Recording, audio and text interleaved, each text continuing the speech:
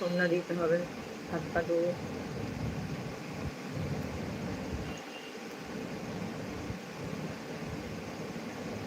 আজকে অনেকদিন পর আমার বাবার পছন্দের খাবার খাওয়া হলো, মানে বানালাম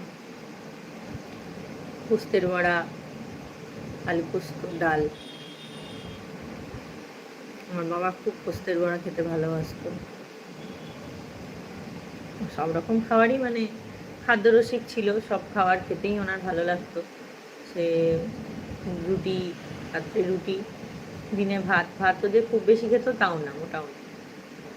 কিন্তু একটু ওই আলু পোস্ত হবে, পোস্তের বড়া, নারকেলের বড়া, তারপরে যে কোনো ভাজা টাজা জাতীয় জিনিসগুলো একটু ভালোবাসতো। এগুলো যদি করি বা খাই বা বানানো হয়